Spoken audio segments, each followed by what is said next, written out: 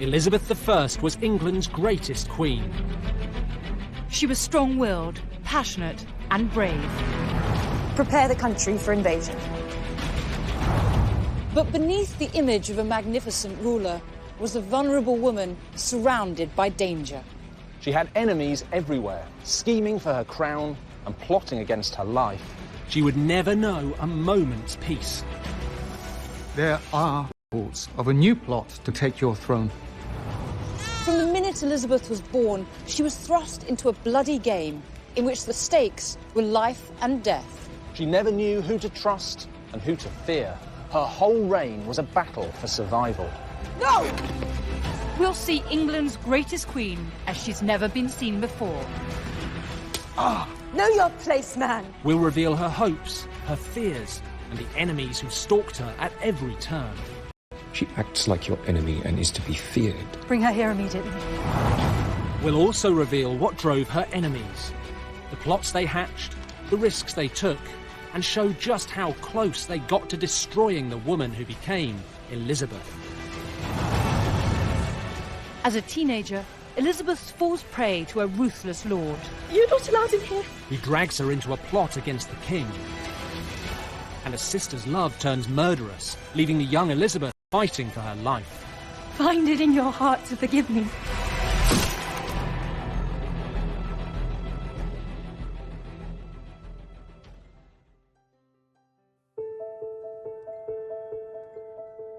In 1603, Queen Elizabeth was dying.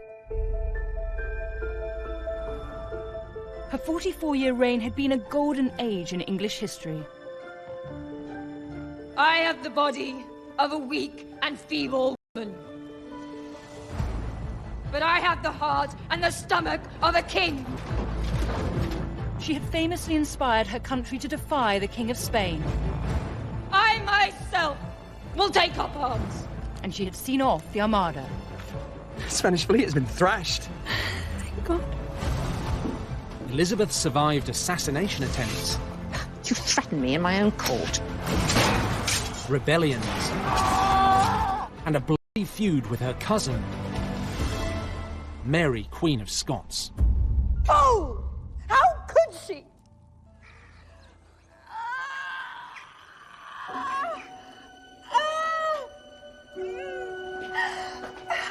But when Elizabeth was born on the 7th of September 1533, nobody had a clue that this baby would one day be England's greatest VIII and his second wife, Anne Boleyn. Henry loved Anne. To marry her, he had divorced his first wife, Catherine of Aragon, and torn England away from the Roman Catholic Church.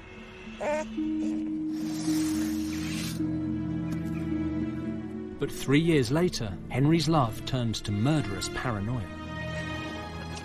Anne Boleyn was found guilty of incest and adultery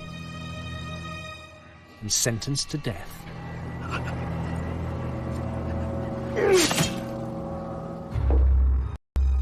Henry VIII hated Anne and regretted ever marrying her.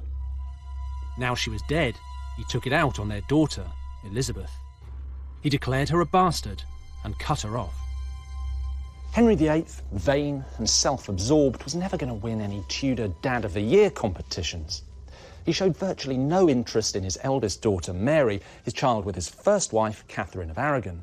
Elizabeth, his second daughter, well, her main use was as political bait, to be married off to some powerful foreign prince if and when Henry felt like it. He was much more interested in his son, Edward, born to his third wife, Jane Seymour, who'd replaced Elizabeth's dead mother. Elizabeth was banished from Henry's court and raised by a series of governesses. Come on, my lady. You've got things to do.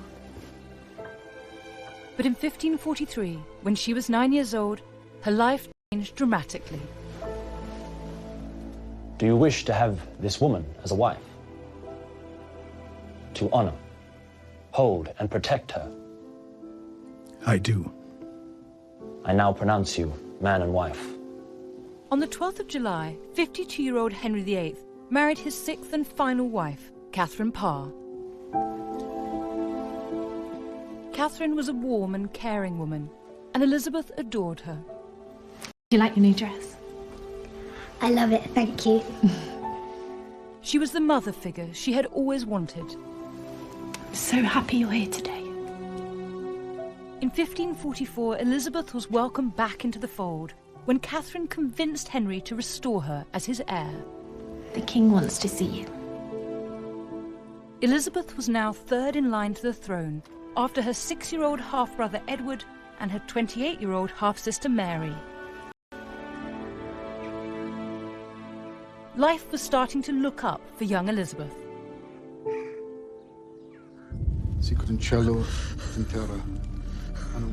But 3 years later, on January the 28th, 1547, Henry VIII died.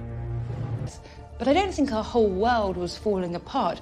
I think she respected her father, but there was a healthy dose of fear there too. Remember, this is the man who chopped off her mother's head, married 4 more times, banished her from court, and declared her a bastard. After Henry's death, Elizabeth's 9-year-old half-brother Edward was crowned king. But there was one crucial question. What was going to happen to the 14-year-old Elizabeth? Well, Catherine Parr came to her rescue. She invited the young princess to come and live with her in Chelsea. Beautiful. So beautiful. It's my favourite. Elizabeth loved living in Catherine's house. Quite a princess. She felt happy and safe. Okay, turn around. Let me see, fast. But it wasn't to last. Careful, you'll turn dizzy. Lord Seymour, how wonderful to see you. Catherine Parr was in love with a man called Thomas Seymour. Your Majesty. I'm so happy you're here. He was handsome and charming, Will you join us for dinner? Thank you. It would be my pleasure. the most eligible bachelor in London. Within weeks of Henry VIII's death, Thomas and Catherine secretly married.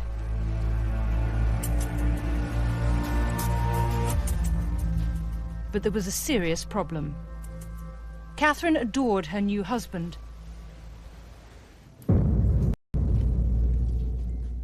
But Thomas Seymour had his eyes on someone else. 14-year-old Princess Elizabeth. And his desire to have her would drag the young princess almost to the brink of death.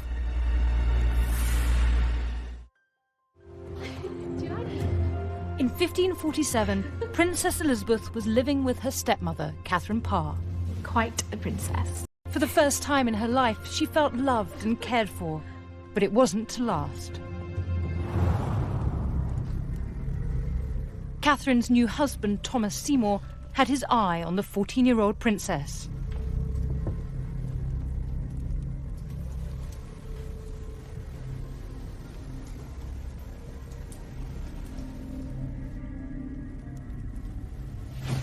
My lord, what are you doing? Why are you... You're not allowed in here. You're in the house. Don't be scared. I can't stop thinking about you.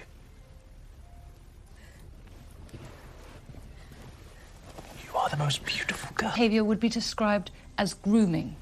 I wanted to see you. Please, my lord, you must leave at once. Grooming Elizabeth was incredibly risky, but Thomas didn't seem to care. I don't think he was bothered for a second by what damage he was doing, and he relied on his natural charm to get him out of whatever trouble his behaviour might land him in. Seymour's terrifying visit wasn't a one-off. He kept doing it for the next year. Please don't touch me.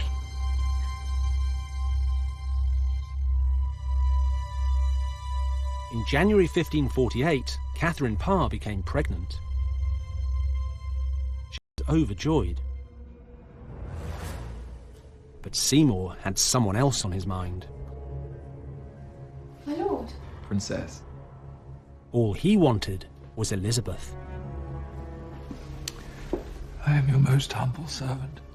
No, my lord, don't. Sweet Elizabeth. Catherine had no idea what Seymour was up to. I fall at your knees and confess you have bewitched me. No, my lord, No, don't you do don't this. understand. I can think of nothing else but you. And I long to kiss you. Christ in heaven. Catherine. How could you? How could you?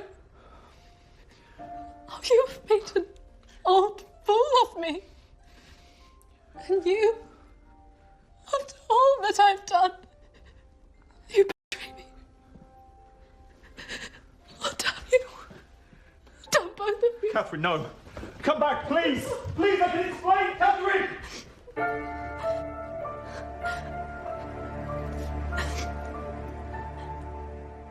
The next day, Elizabeth left.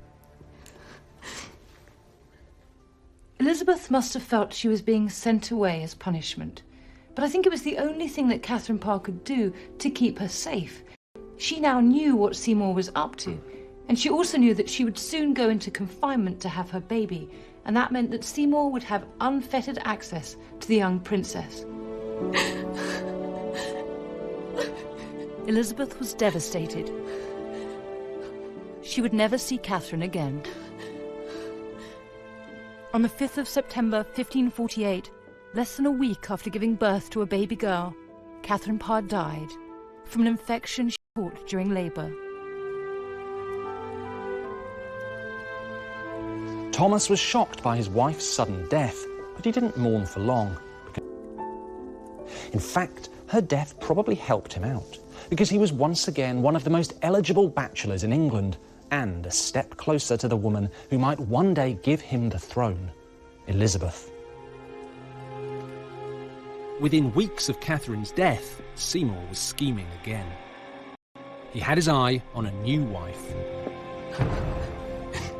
Princess Elizabeth. But marrying an heir to the throne was never going to be easy. Henry VIII's will effectively banned Elizabeth and any potential suitor from discussing marriage without asking the Privy Council first, and with good reason. Elizabeth might have been slightly damaged goods, what with her bastardy and her mother having been executed as an adulteress, but she was still the old king's daughter and the new king's sister. Marrying her meant a quick route to serious power. Seymour knew the Privy Council had banned him from discussing marriage with Elizabeth, but he was desperate to find a way to get to the princess. So he hatched a plan. He persuaded Elizabeth's trusted advisor, Thomas Parry, to speak for him. Your Majesty, my lady. So, man, what did Lord Seymour say?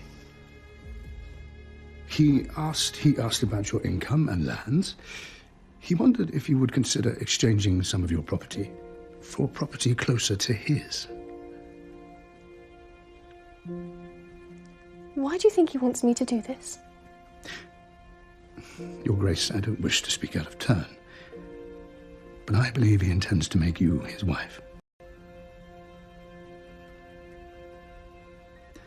My lady, if the Privy Council did agree, would you consider a marriage to Lord Seymour? These are the exact words Elizabeth spoke that day. If and when that comes to pass, I will do as God puts in my mind to do. We don't know why Elizabeth didn't just reject the idea of marrying Seymour.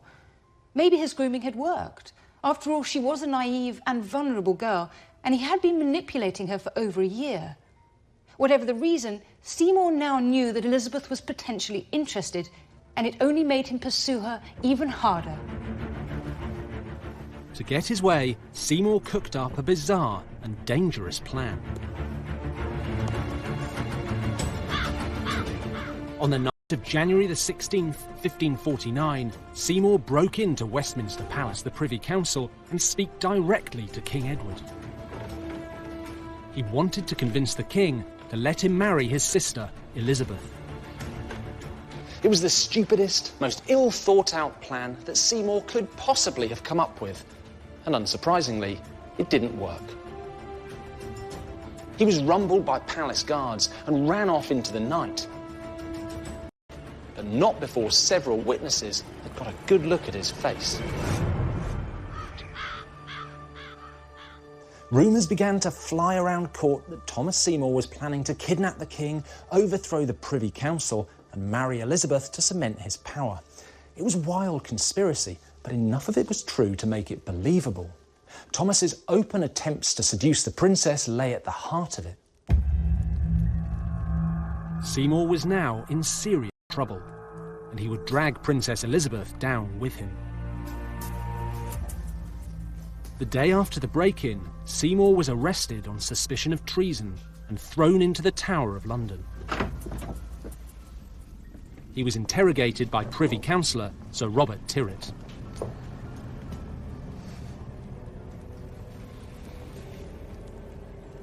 You can't keep me here. I demand to see the king immediately. When he hears of this, I will have your head. I have just left the king. He knows you're here well enough. When you answer my questions, you can leave. Please. Sit.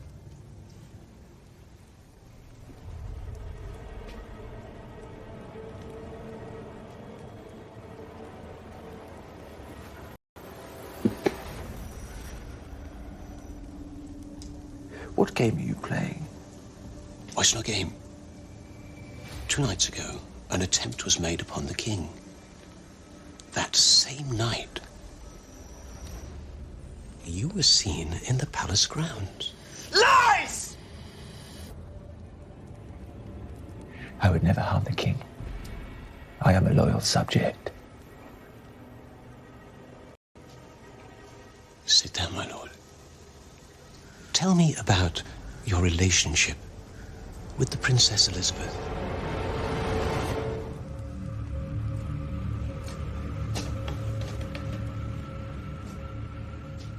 A story started to emerge that Thomas and Elizabeth were locked in a passionate affair. People believed the two lovers planned to kill King Edward, then seize the throne. Elizabeth would be queen.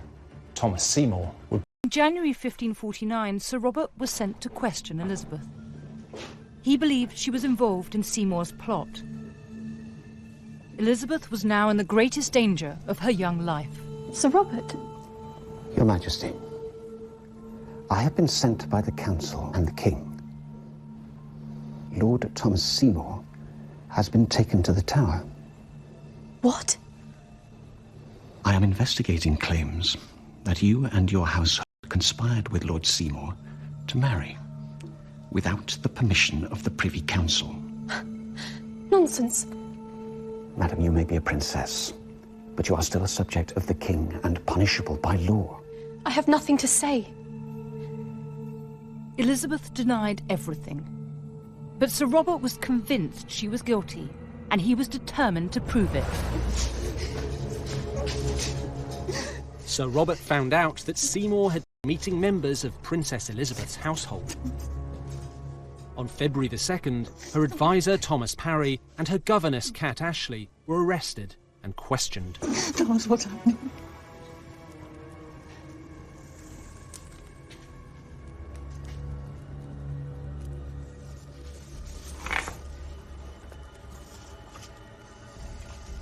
Thomas has given us his version of events. Now we need yours. They threatened to torture me. What can I do?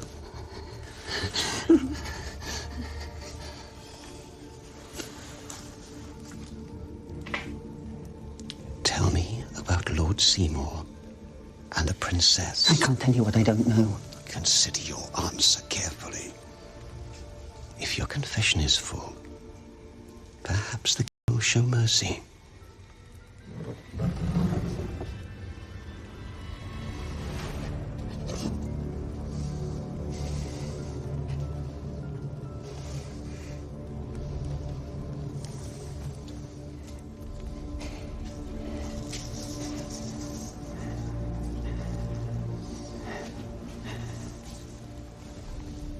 Kat Ashley confessed everything she could remember. Seymour's unwanted advances, his sniffing around Elizabeth's fortune, and his plans to marry the teenage princess. She left nothing out. Sir Robert now wanted to know if Elizabeth was Seymour's lover, and if so, to discover her role in the treasonous plot to kill King Edward. If Elizabeth were guilty, it would be treason, and she would face... 1549, Princess Elizabeth was a suspect in a treasonous plot to marry Thomas Seymour and kill her brother, King Edward. If found guilty, she would be executed.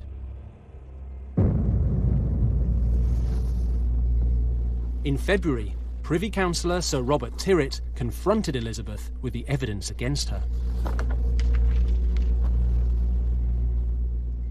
What are these? Mistress Ashley and Thomas Parry have told us everything. The early morning romps, the touching, the secret meetings. I would advise you to do the same.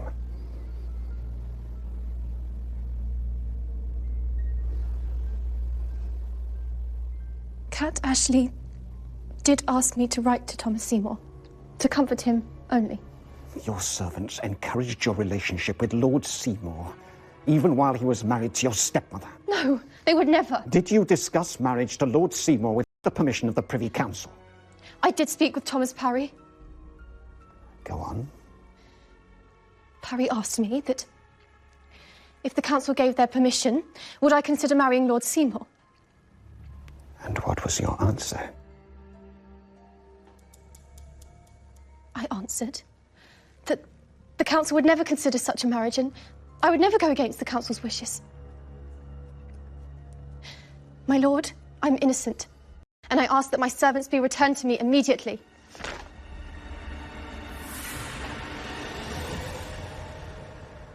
Elizabeth's explanation was incredibly subtle, but it was brilliant.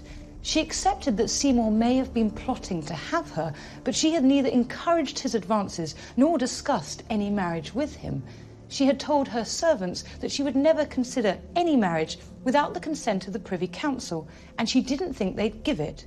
So she confessed that Thomas Seymour had committed treason, but that she and her household were innocent.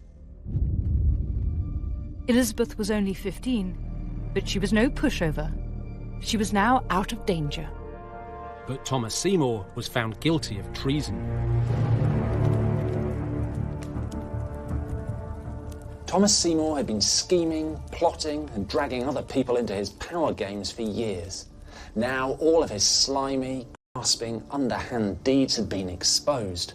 The Privy Council decided that the best place for him was the chopping block.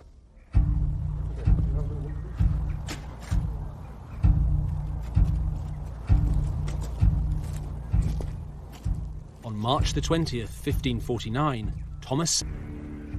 I have been brought here to suffer death. For as I was lawfully born into this world, so I must lawfully leave it. Pray to God.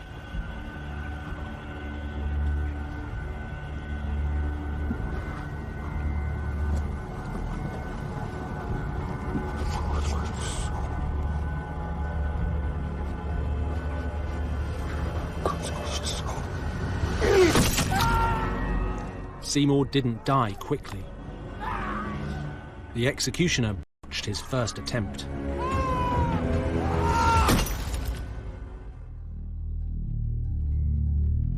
This period of her life had a profound effect on the young princess. Elizabeth had never encouraged Seymour's advances, but she had been naive. She had got caught up in an ambitious man's power games, and it had nearly cost her. The experience would change Elizabeth forever. She now knew that she would always be a magnet for ruthless men. When a man came courting, he would have one eye on her and one on the throne.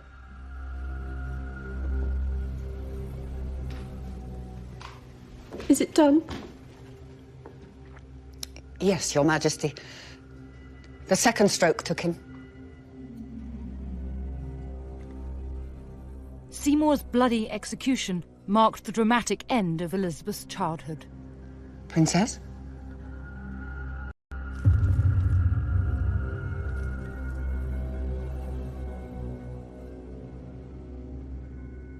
Princess?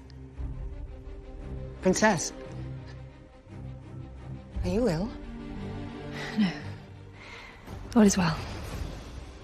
Seymour may have been dead, but Princess Elizabeth wasn't allowed to drop her guard.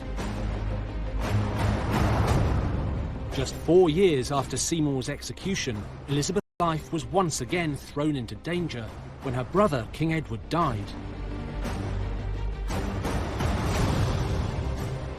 And Elizabeth's sister, Mary, was crowned Queen of England.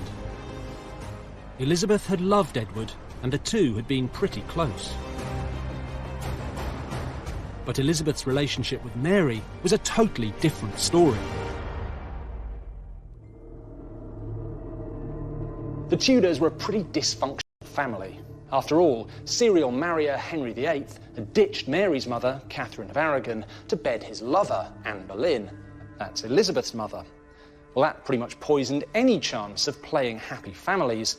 But what was worse, that almost guaranteed that at some point they were going to come to blows.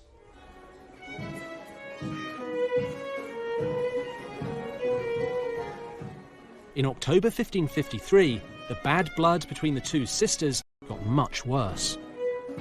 When Mary agreed to marry Prince Philip of Spain. Philip was a devout Catholic and the heir to a mighty Spanish empire. Mary's decision was massively unpopular, and the population of England went mad. For one very important reason. Tudor sexual politics were pretty brutal. The husband was the boss, and the wife did what she was told. That applied to everyone, even the Queen. If Mary married Philip, he would be the real ruler, and the people of England didn't want their country in the hands of some European power. But Queen Mary was determined to marry Philip and refused to give him up. This was a big mistake. In early 1554, a group of Protestant nobles cooked up a plot to overthrow Queen Mary and put her sister Elizabeth on the throne. Whether she liked it or not, Elizabeth was now the figurehead of growing unrest. Letter for the princess, milady. I'll take it. I was told to hand it to her myself.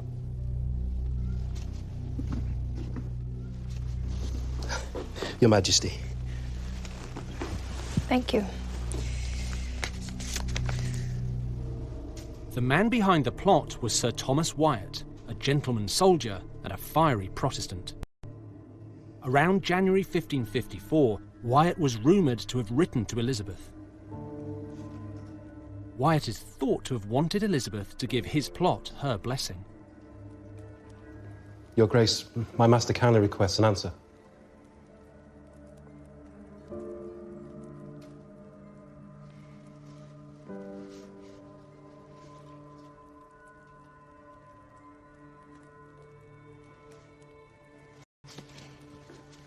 Tell him when the time comes, I will do as God directs me to do. Your Majesty.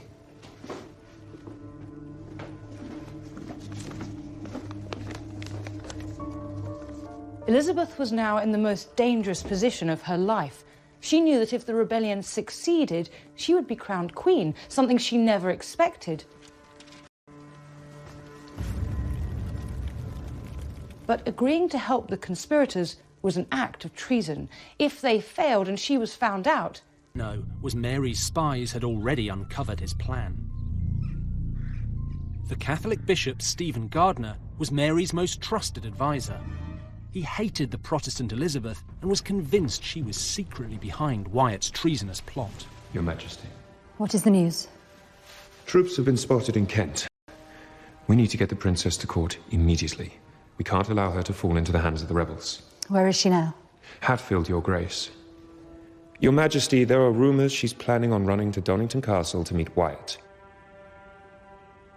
If she makes it there, every Protestant in the country will rise up against you. Her character is just what I always believed it to be. It seems to me you ought not to spare her. While she is alive, there will always be plots to raise her to the throne. My sister.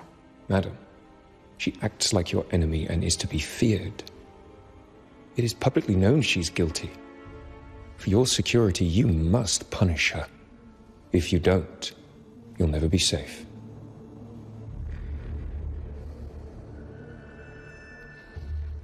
Damn her. Bring her here immediately. Yes, Your Majesty. Archbishop, instruct the guard to accept no excuses.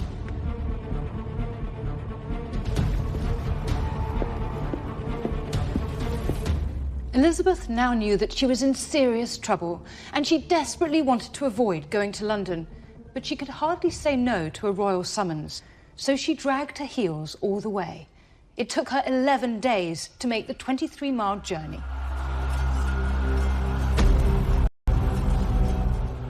By the time Elizabeth arrived, Wyatt's rebellion had been crushed. Wyatt was imprisoned, and many of his accomplices killed. Once in London, Elizabeth was immediately arrested on suspicion of treason. On the 17th of March 1554, she was taken to the Tower of London, the same place her mother Anne Boleyn had spent her final days. Your Grace.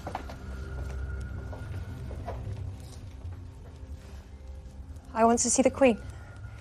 Let me speak with her. The Queen will not see you. Why am I being kept prisoner? You caused rebellion, madam. Noble blood has been spilt. Confess.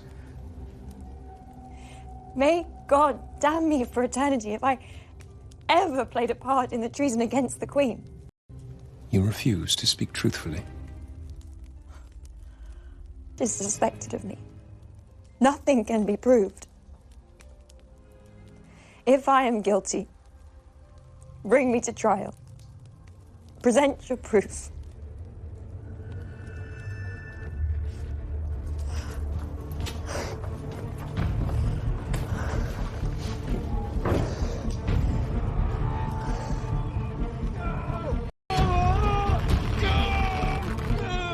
To discover Elizabeth's role in the uprising, rebel leader Thomas Wyatt was tortured. Did the Princess Elizabeth know of your rebellion? No! No! I swear! I swear! As God is my witness! Mercy! Please! I tell you, the Princess wasn't privy to my uprising.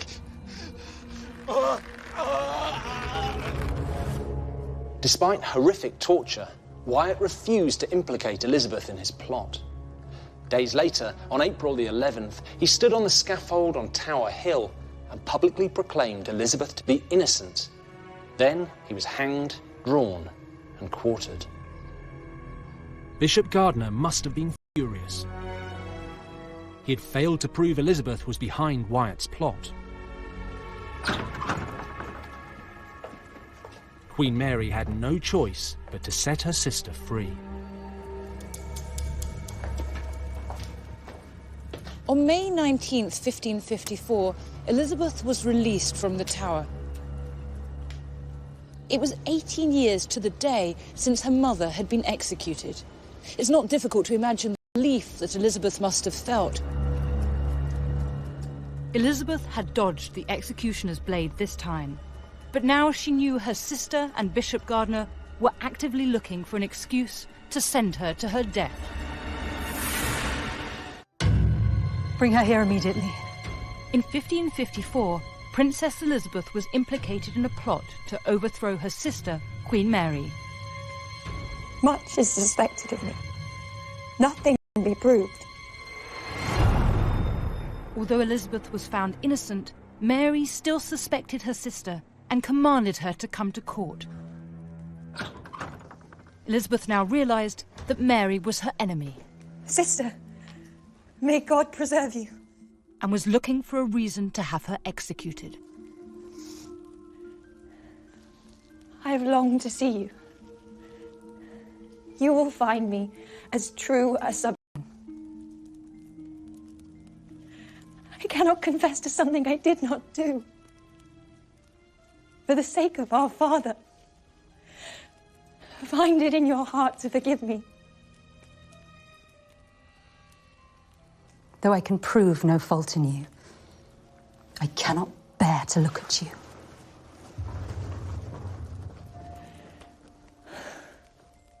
Elizabeth was exhausted, ill, terrified for her life. And Mary was about to become even more powerful.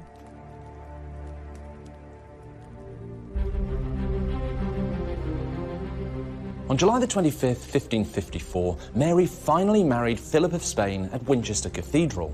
England was now allied to the most powerful Catholic nation in Europe. Mary fell head over heels in love. Why not? She'd clearly been starved of affection as a child, and reports said she was acting like a love-struck teenager. Philip wasn't as keen. After all, Mary wasn't exactly a looker, but he did his duty, and in November 1554, 4 months after the wedding, Mary declared that she was pregnant.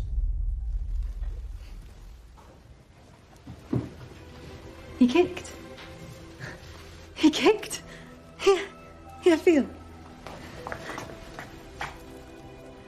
There. Can you feel? Yes, Your Grace. Queen Mary was convinced her unborn baby was a boy. He would one day be the Catholic King of England and rule the mighty Spanish Empire.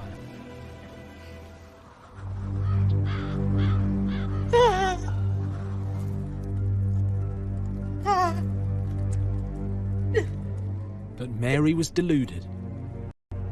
There was no baby, and there never would be. Mary had experienced a phantom pregnancy. In the days before scans and tests, this wasn't that uncommon. Women were tricked by their own brains and bodies into believing that they were pregnant. Mary was distraught, but this didn't just happen once. 3 years later, she believed she was pregnant again. But it turned out to be a terrible illness. Historians now think Mary was suffering from ovarian cancer. It would prove fatal. In late 1558, Mary was just days from death. Her Privy Council were terrified civil war would break out if she died without naming an heir. They begged her to name Elizabeth, but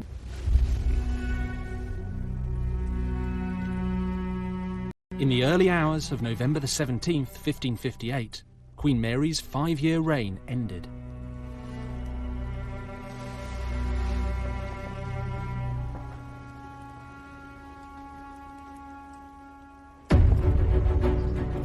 On the 15th of January 1559, Elizabeth Tudor, the daughter of Henry VIII and Anne Boleyn, was brought here to Westminster Abbey to be crowned Queen of England. The 25-year-old Elizabeth walked through these doors towards the altar on a carpet of blue linen. Inside the abbey were thousands of people, all staring at her, mesmerised. For many of the nobles gathered, this was the first time they'd seen her, the princess no one thought would reign over them. Elizabeth was then led up onto the stage, where a bishop proclaimed her queen. And when he asked the congregation if they would accept her as their sovereign, they replied enthusiastically, "Yay, yay!" Elizabeth had survived so much in order to get here. Ruthless men manipulating her in order to feed their ambition for power. Influential Catholic enemies who wanted her dead. And finally, her own sister, who had tried to destroy Elizabeth in a frenzy of paranoia. Elizabeth was now Queen of England. But her troubles were only just beginning. My lords, make way for Her Majesty Elizabeth, Queen of England, Wales and Ireland.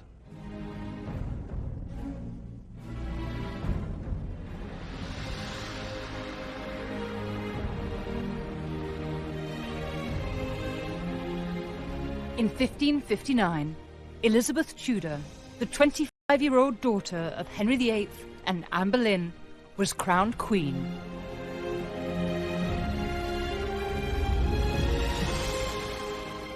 But Elizabeth's path to power had been one long battle. Her mother had been beheaded.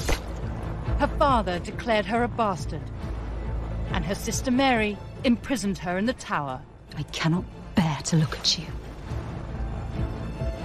Elizabeth had survived. She could never drop her guard. As the young queen began her reign, bloody war was raging across Europe. Protestants and Catholics were tearing each other apart in the name of God. And the new Protestant Queen Elizabeth, high-profile Protestant monarch in Europe, and her country was surrounded by powerful Catholic neighbours. Members of your parliament wish to speak with you. Her ministers believed there was one way for Elizabeth to make herself safe. Forge an alliance by marrying a Protestant king and give England an heir. Your Majesty, I have a petition from your government. We believe it would be best for you and your entire realm if you were to choose a husband. I would be perfectly content if one day a marble tombstone declares that a queen lived and died a virgin. I am already bound unto a husband, which is the Kingdom of England. You can see why her ministers were so worked up. Saying she was married to the country sounded fantastic, but it was just words. But your Majesty... I assure you I will deal with your request in convenient time.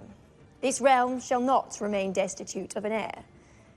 But love is usually the offspring of leisure, and I am so busy with my duties I cannot even think of love. Yes, your Majesty. If that is all, good day, sir.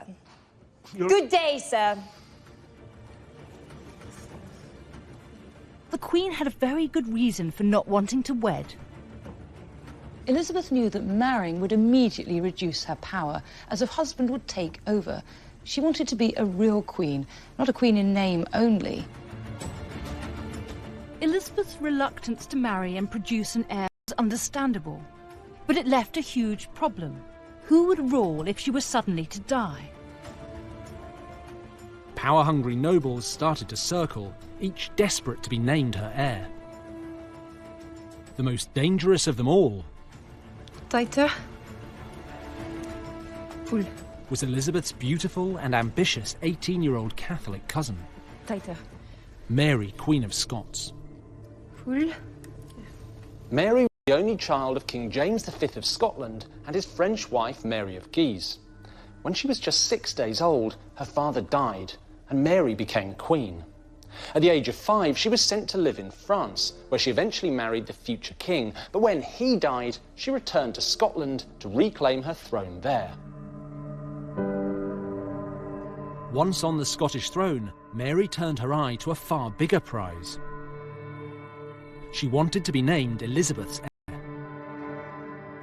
Now, Mary and Elizabeth were both descended from the first Tudor king, Henry VII, so Mary had a pretty good claim, and she knew it. In 1561, she sent an ambassador to Elizabeth asking to be named as heir. Elizabeth's rejection would have terrible consequences that would last over 20 years. So why did Elizabeth refuse to name Mary as her heir? After all, she was family, and her claim was a strong one. Well, it all came down to religion.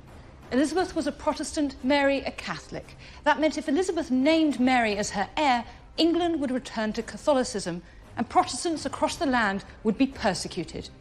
Nobody, least of all Elizabeth, wanted that. But Mary was utterly outraged by Elizabeth's brush-off. She believed adamantly that she should be named the Queen's heir. If Elizabeth wouldn't give the crown freely, Mary swore to take it by force. In 1561, Mary, Queen of Scots, issued Queen Elizabeth with a brutal warning. Unless she was named Elizabeth's heir, she would marry a European Catholic prince and take the English throne by force. Elizabeth and her ever-faithful advisor, William Cecil, were horrified by Mary's threats. How dare she? I will regard any such marriage as a hostile act. We stop her. Your Majesty, I, like you, am concerned, but I see no clear answer, except Go on. You, yourself, take a husband. And with time, produce a son, an heir. That would be the answer to all our prayers. Cecil, you are as bad as the damn politicians. Your Majesty, consider... Silence!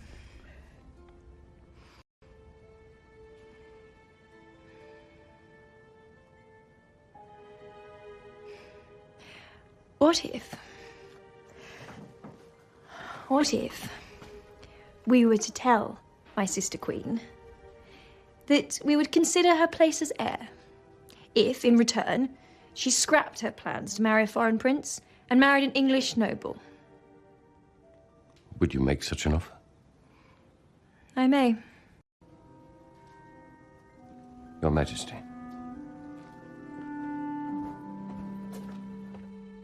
Elizabeth's idea was a risk. It meant that if she died without producing a natural heir, Mary would be Queen of England. But if she could choose Mary's husband for her, an English Protestant whom she could control, she could stop England from falling back into Catholicism. One man was perfect for the job, Robert Dudley. I'm very jealous. Dudley was handsome and charming, and he loved Elizabeth. What are you thinking? Don't tease me, Your Grace. Elizabeth and Dudley clearly adored each other, and yet Elizabeth knew that she could never marry him. For a start, Dudley already had a wife. Secondly, when in 1560 his wife died in mysterious circumstances, Dudley was implicated in her murder. The scandal was too big to ignore. Still, if Elizabeth couldn't marry him, maybe Mary could. At first, Mary was reluctant to marry one of Elizabeth's cast-offs. But if marrying Dudley guaranteed her place as heir, she was in. In November 1564, English and Scottish envoys met to discuss the terms of the marriage. Instead of concrete promises to trade the Dudley marriage for a claim to the crown, Elizabeth's people mumbled their way through a pathetically watered-down deal. The whole thing stank.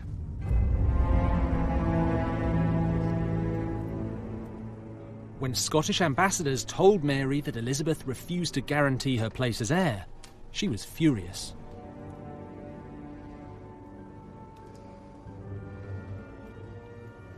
How dare you waste my time? She has abused me.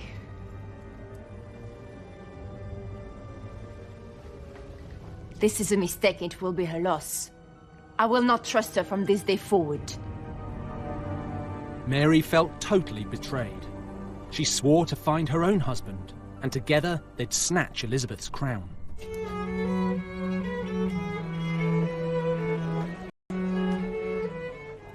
In late 1564, a noble called Henry Stuart, Lord Darnley, arrived at Mary's court in Edinburgh.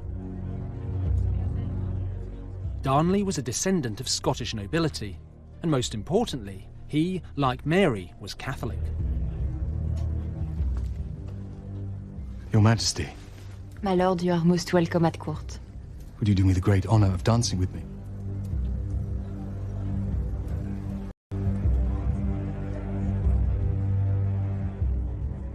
Mary saw Darnley as perfect marriage material. Not only was he a Catholic, he was also a grandson of Margaret Tudor, so royal blood surged through his veins. Now, Mary fancied her chances of bulldozing her way to the English throne, with another Tudor descendant by her side. Elizabeth saw Mary's choice of husband as an aggressive personal attack. She knew that a Catholic couple on the throne of Scotland must not be allowed to continue. Order Darnley to return to court immediately. I fear the horse may have already bolted, Your Majesty. He says he's quite well where he is. Treacherous swine! How did this happen?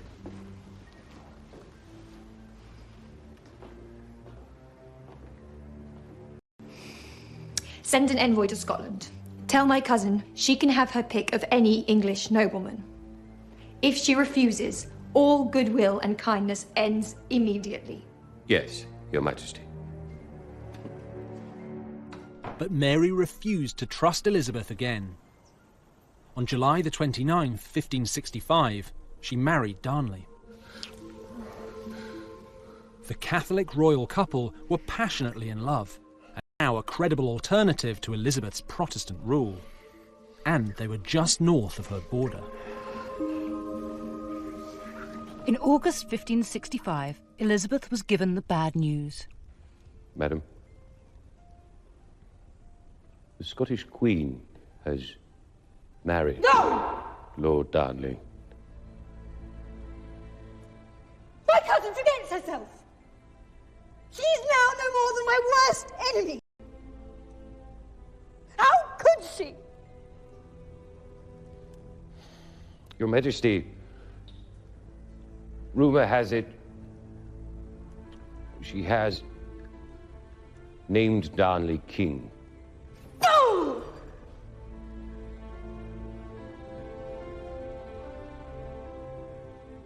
That does not give him the authority to do anything!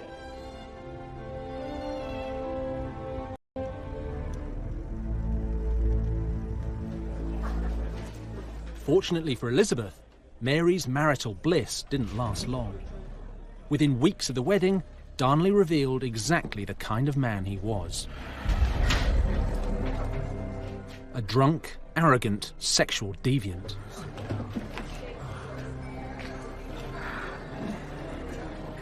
Mary had made a terrible mistake, but it was too late. Mary was already pregnant. On June the 19th, 1566, Mary went into labour.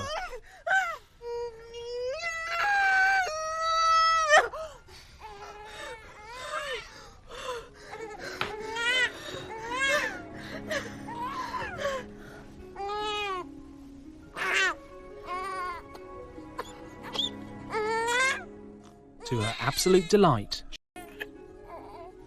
look at you. You're so strong. Little James. You're the prince who will one day inherit the crown of England and Scotland.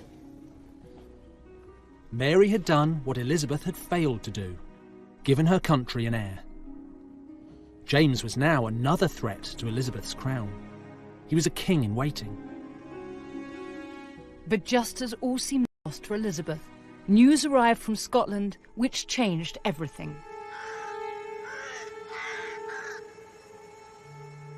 On the 10th of February 1567, Darnley's body was found in an orchard in Edinburgh. He'd been strangled. It didn't take long for the name of his murderer to be revealed.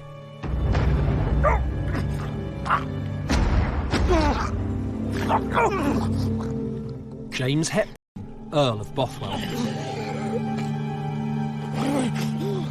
Bothwell was a violent and jealous thug. And rumour had it, he was also Mary, Queen of Scots' lover. When Elizabeth heard that Mary was linked to Darnley's murder, she was disgusted. But she saw a way that she could use it to her political gain. She wrote her cousin a letter.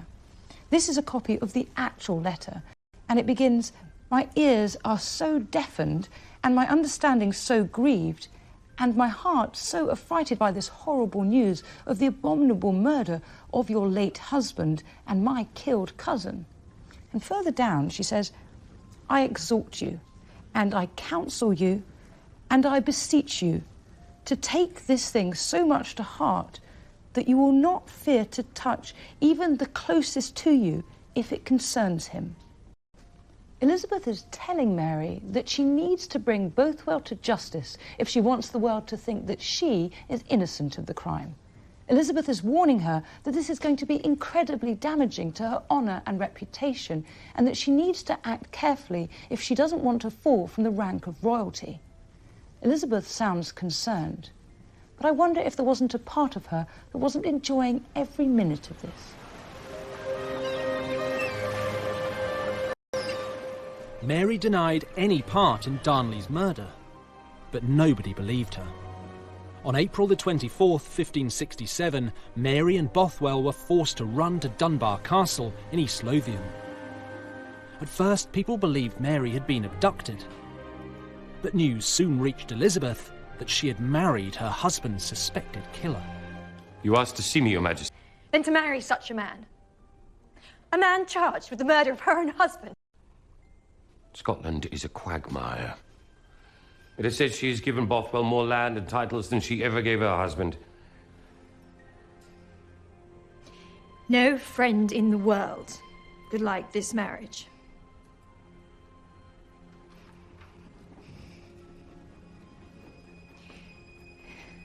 We must do everything in our power to punish the murderer.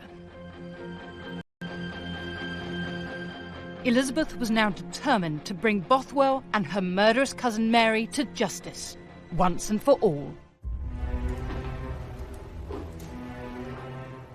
In April 1567, 34-year-old Queen Elizabeth was still unmarried. Her cousin, Mary Queen of Scots, had recently wed for the third time to Lord Bothwell, the man accused of murdering Mary's second husband. Mary's increasingly bizarre marriages were starting to make Elizabeth's decision to stay single look pretty sensible. Scottish nobles were outraged at Darnley's murder, and they put troops in the streets to bring the killers to justice. Bothwell fled, but Mary, now pregnant again, surrendered. Mary handed her infant son, Prince James, over to her captors. He was marched through the streets of Edinburgh in disgrace. As she walked, people shouted out, "Burn the whore, burn the murderess." They spat, and they held up placards showing her as a mermaid, the symbol of a prostitute and an adulteress.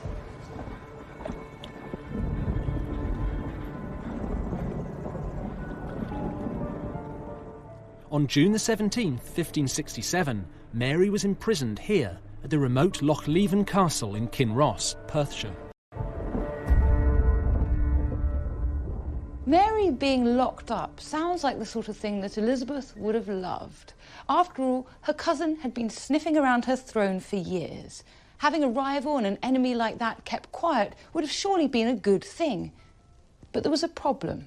Mary was a queen, and to Elizabeth that really mattered.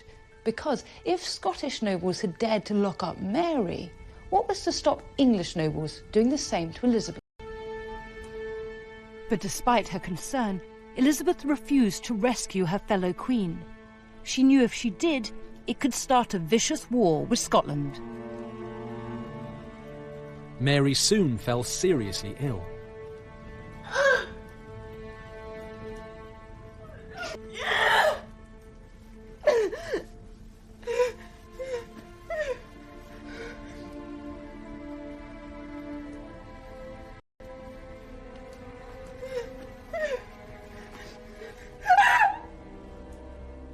In early July, she had a miscarriage.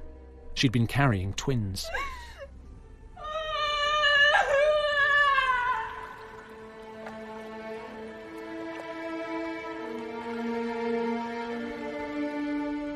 Mary's position was desperate, but she had further to fall.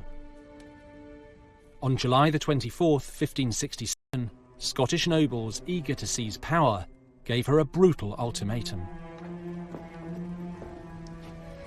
What is this? It is the decision of the Council that you are so exhausted in body, mind and spirit by the responsibilities of government that you can no longer rule. How dare you? I'm your queen. You will abdicate in favour of your son James. A regent will be appointed until he reaches the age of maturity. What? No. I refuse to sign. Sign the deed. Never. Sign.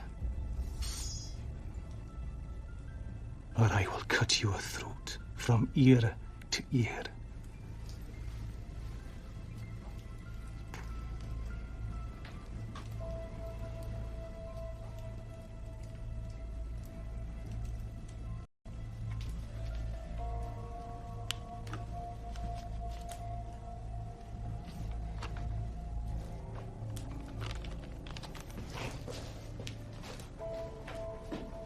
When God sets me free, I will not abide by this, for this was done against my will.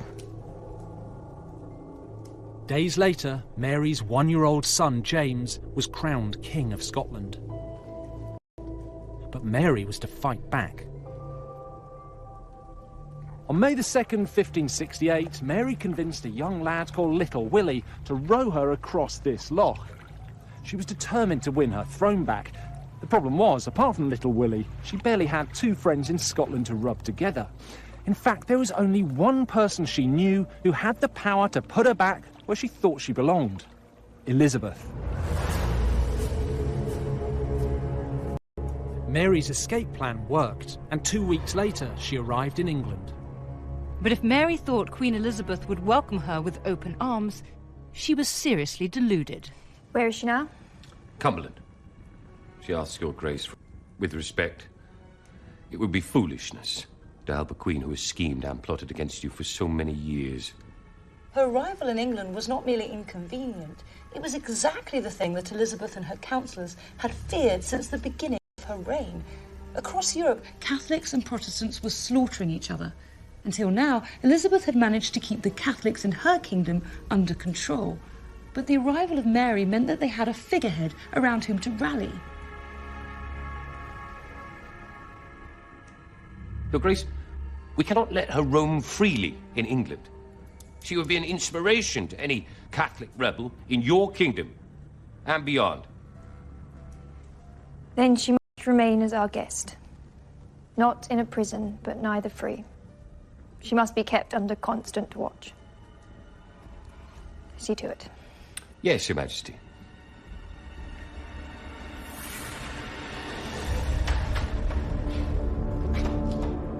Mary was immediately arrested and held in Carlisle Castle.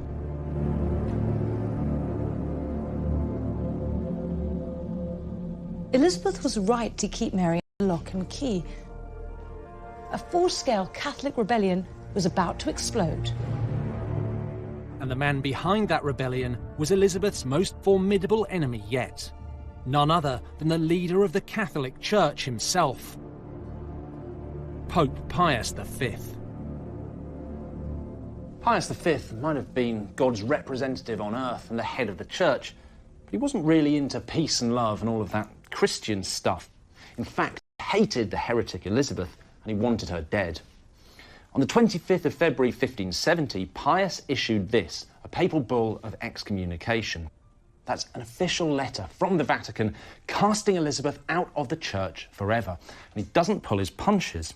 He starts off by describing her as the pretended Queen of England, a slave of wickedness. Not a very polite way of starting a letter to anyone, but this isn't just insults. He goes on to say, we do declare her to be deprived of her pretended title to the kingdom and of all dominion, dignity and privilege whatsoever.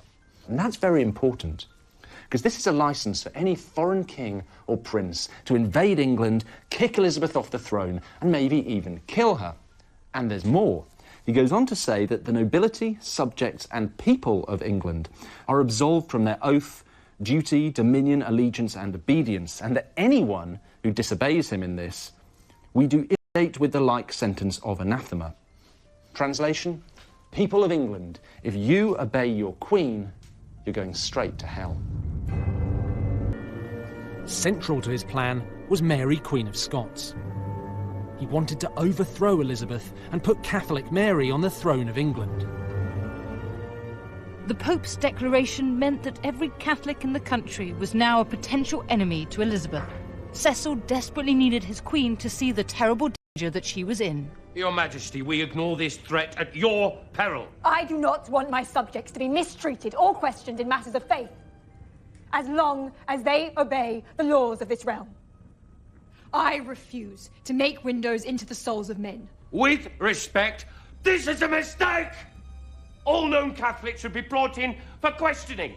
If found guilty of treason, they should be punished! No, Cecil! That is not the answer! Leave! Cecil had every right to be terrified. There were Catholics throughout the land.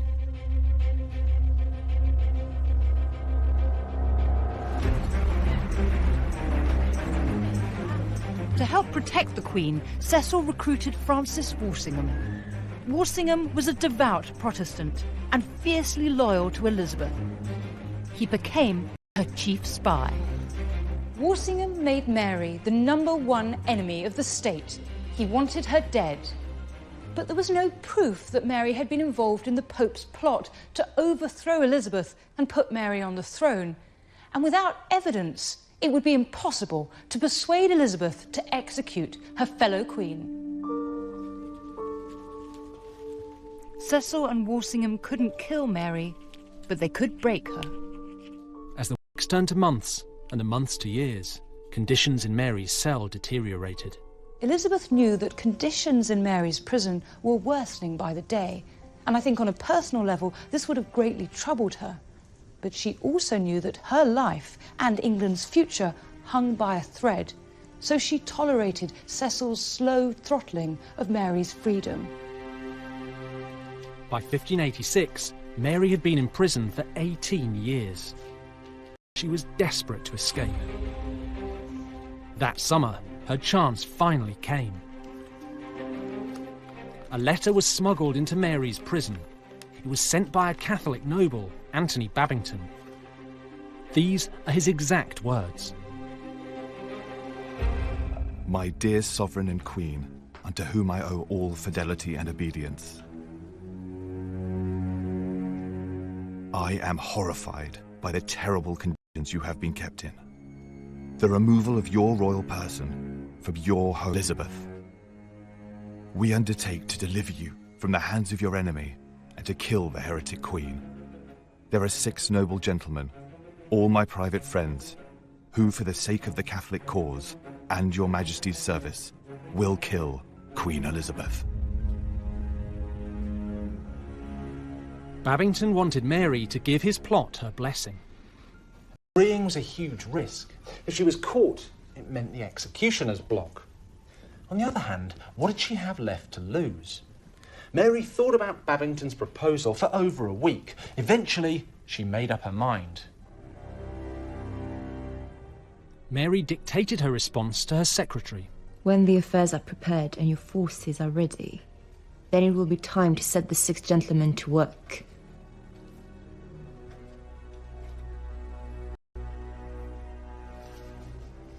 Once the Queen is dead, then I must be transported out this prison immediately.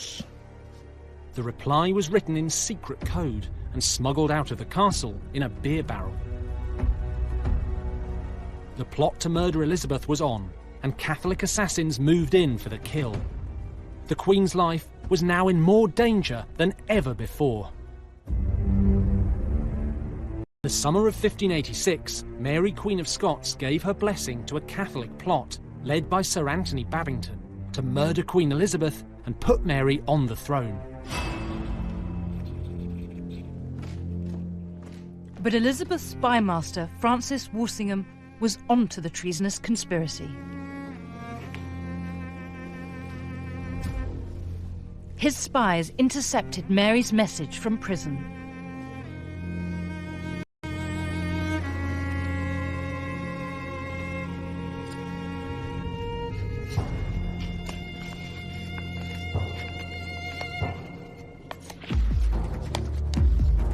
Walsingham now had proof that Mary was plotting to overthrow Elizabeth. On September the 25th, 1586, Mary, Queen of Scots, was taken to Fotheringay Castle in the East Midlands to stand trial for her part in the Babington plot. No foreign monarch had ever been tried under English law for treason. In October 1586, Mary was found guilty of conspiring with Babington to kill Queen Elizabeth. The verdict could mean only one sentence, death. But Elizabeth now began agonising over carrying out the sentence. Once again, she was torn between her desire to stamp out her enemies and her revulsion at killing a fellow queen. On the 12th of November, Cecil and now faced the biggest dilemma of her life. Your Majesty, she is hardened against you despite all you have done for her. There can be no room for mercy. I have never been in greater conflict with myself. I understand that my safety depends wholly on the death of another, but it brings me such sorrow to spill the blood of a fellow queen. Majesty, both the Scottish Queen and her supporters believe she has the right not only to succeed you, but to take your crown. What will my enemies say when it is known that to save my life I happily spilled the blood of my own cousin? Desperate to execute Mary, her ministers tried to scare Elizabeth into signing. Your Majesty, there are reports of a new plot to free Queen Mary and take your throne.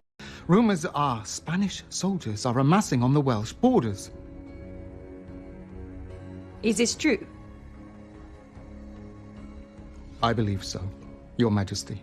We need to act quickly, or we are lost.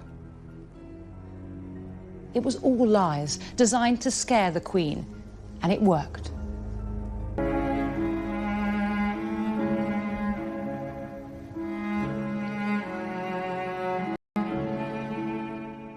On the 1st of February, 1587, after months of stalling, Elizabeth finally asked for Mary's death warrant.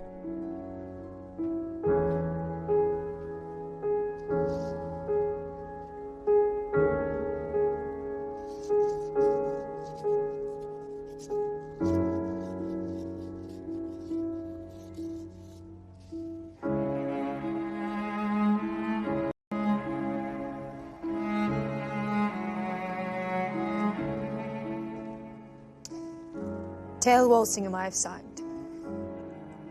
But be clear, this is only to be used if Spain invade and attack the city.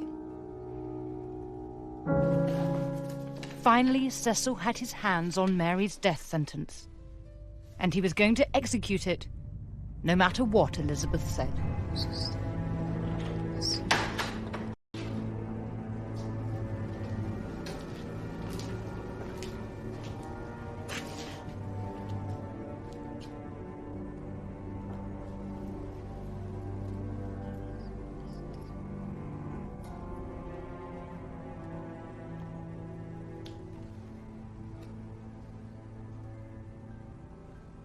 I did not think that a queen would consider.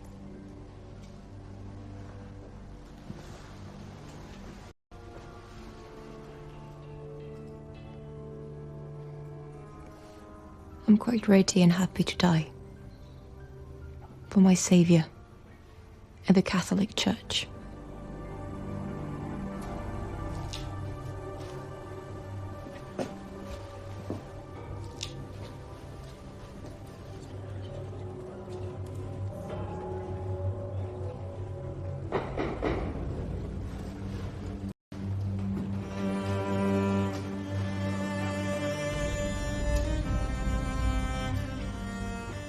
On February the 8th, 1587, after 19 years in prison, Mary Queen of Scots was brought before her executioner at Fotheringay Castle in Northamptonshire.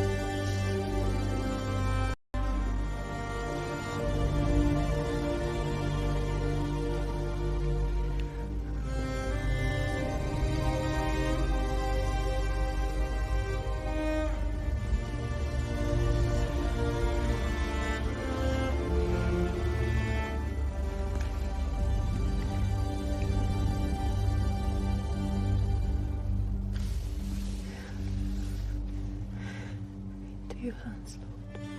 I commit my spirit. Into your hands, Lord. Commit my spirit. Into your hands, Lord. I commit my spirit. Into your hands, Lord. I commit my spirit.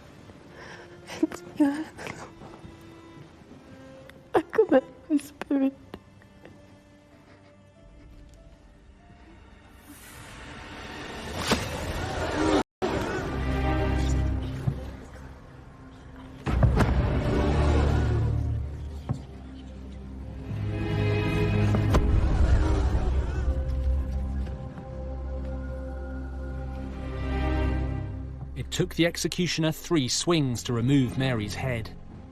Cecil had executed Mary, she flew into a violent rage. How dare you!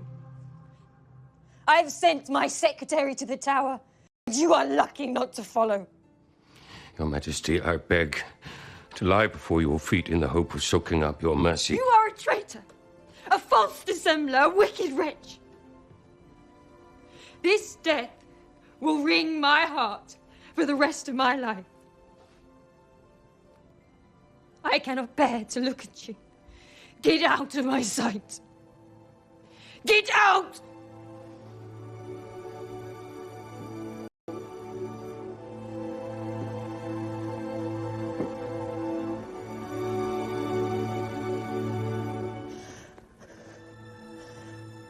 Mary was never Elizabeth's brightest enemy, but even from a prison cell, she'd been one of the most dangerous. In the end, there was no choice. Mary had to die. Mary would haunt Elizabeth for the rest of her life. She and her ministers had killed a monarch. They had crossed a line. And just as Elizabeth had feared, there would be terrible consequences. Elizabeth is now in her 50s and facing the greatest challenge of her reign, the Spanish Armada. We are like a lamb to the slaughter. We must act while we have the chance. She will pay for this. I have the body of a weak and feeble woman, but I have the heart and the stomach of a king. And as the years passed, Elizabeth was transformed from a warrior queen into a vulnerable old woman. You threaten me in my own court. At the mercy of a man she had once loved. Her conditions are as crooked as her carcass. The final battle of Elizabeth's reign was beginning, and everything was at stake. How dare he! I will not run!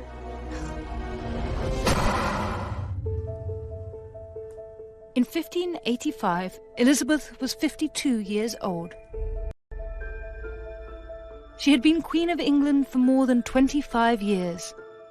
So far, she had survived countless threats to her life and freedom.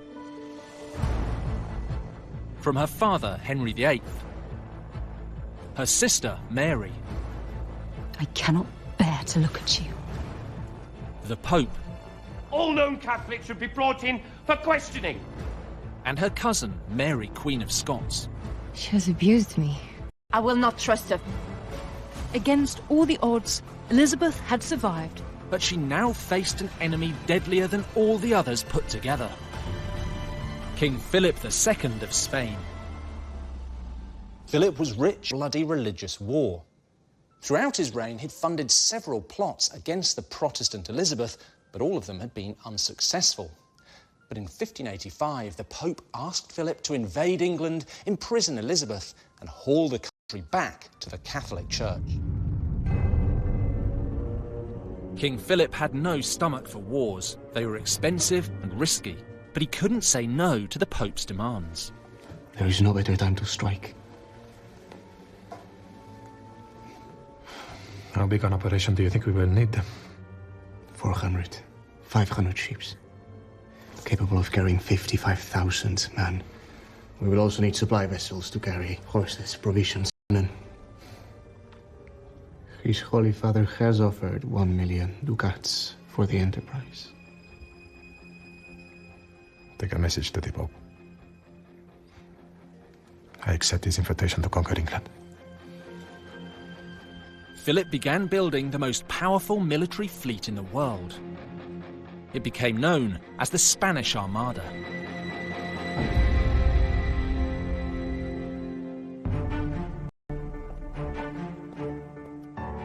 So how did Philip plan to invade? At the Queen's house in Greenwich, there are charts drawn up in 1590. So here's Philip's master plan. He was going to use his 130 warships, that's what we call the Armada, to engage the English fleet. Now, while that was happening, another 300 smaller boats would ferry 26,000 Spanish troops from here in the Netherlands to here on the south coast of England. Once that was done, the warships would drop off another 18,000 men, and together that massive army would march through Kent to London, seize the capital, and capture Elizabeth. Well, that was the plan, anyway. Philip worked hard to keep his massive invasion fleet secret, but Elizabeth had spies everywhere.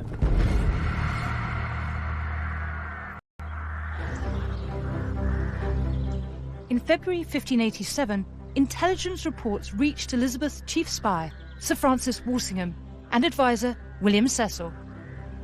They needed to make Queen Elizabeth see the terrible danger she was now in.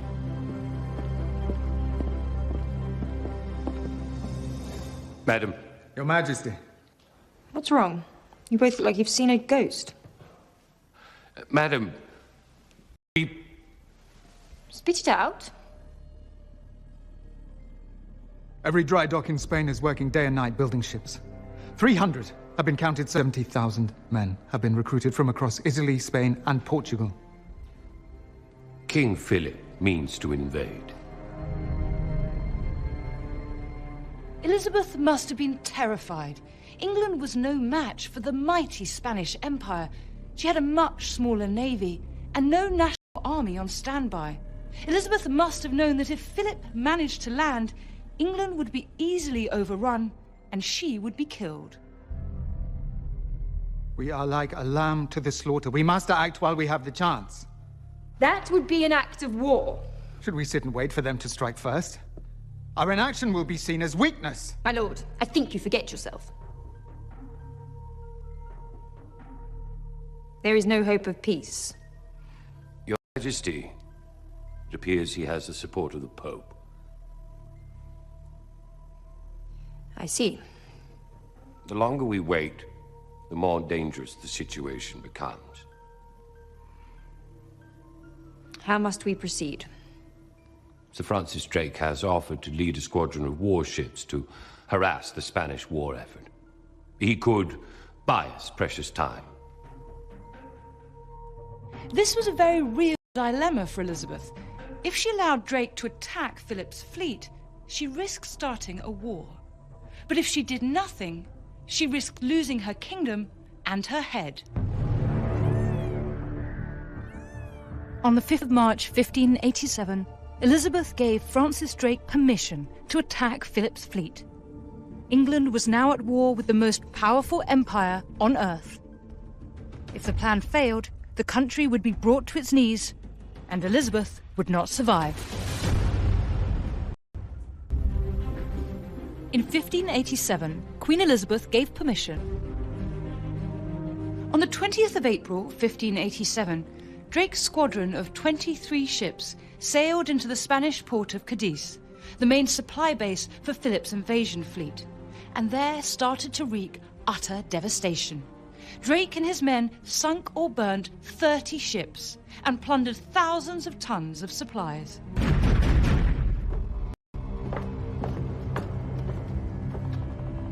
News of Drake's daring attack soon reached Philip. How did this happen? The English sailed into port under Dutch flags. Our men had no warning. How dare she? She will pay for this! Philip now had no choice but to delay the invasion until his fleet could be repaired.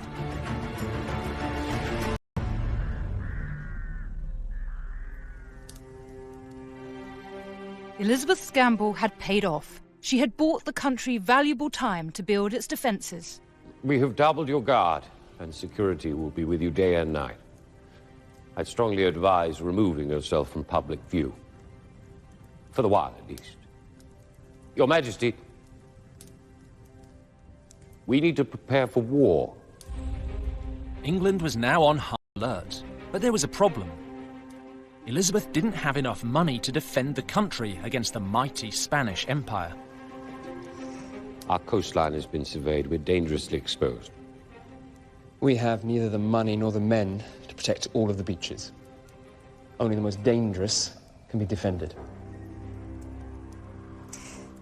Set Drake to work, build up the navy, and prepare the country for invasion.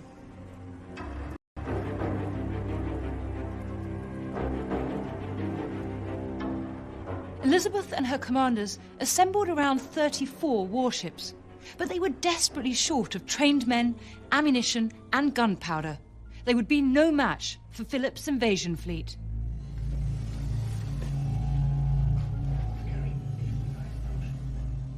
In Spain, Philip's massive invasion fleet had finally been rebuilt and was ready to go. On July the 12th, 1588, 130 ships carrying 17,000 soldiers set sail from the port of Lisbon. A week later, they were spotted off the coast of Cornwall.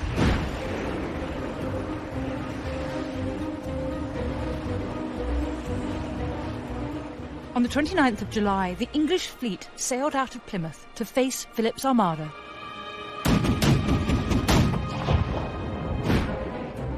Now, when the Spanish saw, they had far greater numbers, but the English ships were smaller, lighter, and easier to maneuver than the heavy Spanish troop carriers.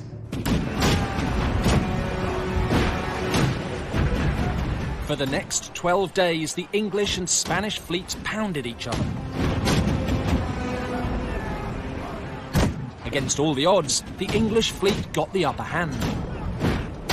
The Armada was defeated.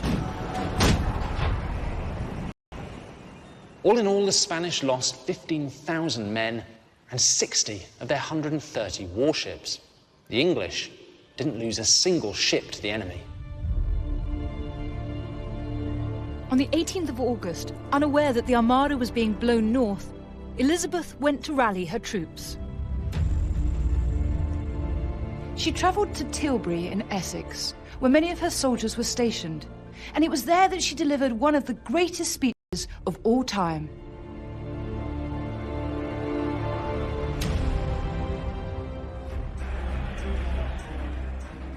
I have the body of a weak and feeble woman, but I have the heart and the stomach of a king, and I think foul scorn that Spain or any prince of Europe should dare invade the borders of my realm.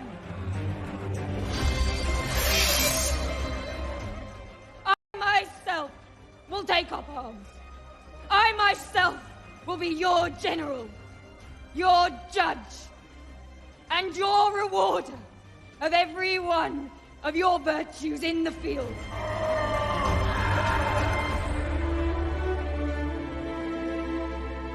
Elizabeth had beaten the most powerful empire in the world.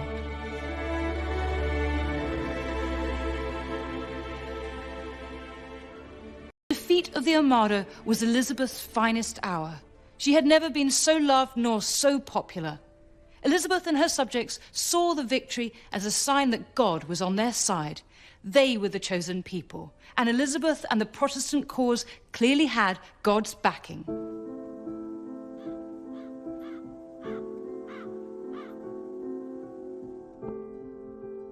Elizabeth had seen off the deadly threat from Catholic Spain, but there was one enemy she could never defeat: time. All her life, Elizabeth tried to look majestic, royal, and above all, youthful. She used white lead makeup on her skin to make it pale and attractive. She put vermilion, made of toxic mercury, on her cheeks to make them red. She even used belladonna, deadly nightshade, in her eye, more elaborate than ever. Beneath them, she was falling to bits.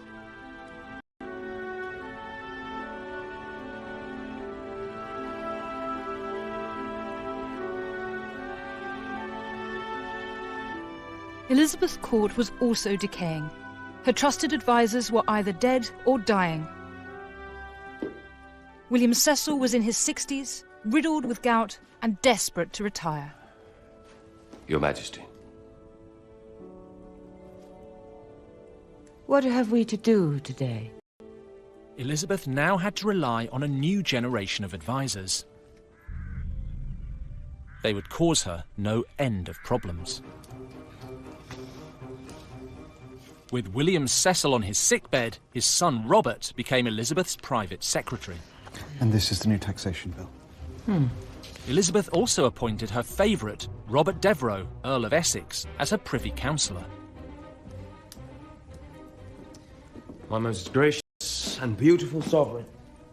My Lord Essex. How lovely to see you. Essex was charming, flirtatious, and seriously ambitious. Elizabeth adored him. But as a man, I've been more subject to your natural beauty than as a subject to the power of a king. Essex and Cecil were great rivals in court. The two men hated each other. Oh, my dear Cecil, I didn't see you skulking there. My lord.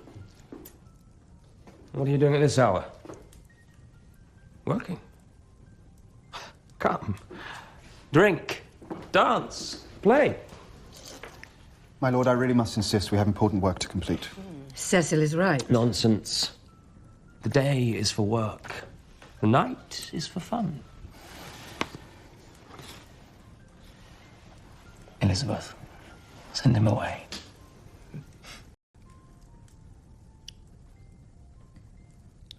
Cecil, let us finish this in the morning. Your Majesty, we really need to... Can wait. Yes, Your Majesty. Essex was notoriously spoilt, but he made Elizabeth feel young again. Come, dance. We have no music. Dance with me. Elizabeth may have been the Virgin Queen, but she had always had a weakness for handsome young men.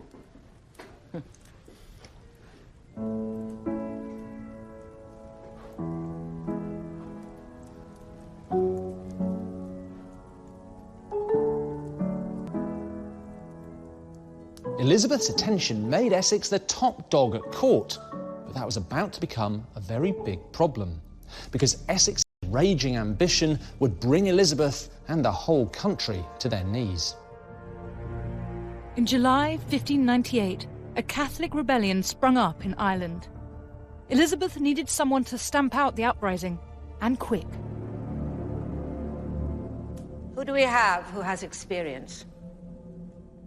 Elizabeth's young advisors, Essex and Robert Cecil, had very different ideas about who should be sent. Sir William Knollys would be perfect for the role. Your Majesty, it may suit Cecil and his supporters to have my uncle stranded in Ireland, but it does not suit me. Essex believed Cecil was trying to undermine him by sending his uncle and most important ally to Ireland. My lord, you are mistaken. I chose Sir William for his diplomatic skills, no ulterior motive. Liar! You just wish to weaken my position in court, and I will not stand for it! Enough! I will have no more outbursts. Cecil is right. Send Sir William to Ireland. Majesty, I do protest. You can protest all you like. I've made my decision.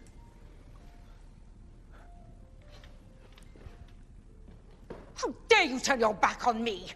You will not dismiss yourself in my presence! You threaten me in my own court.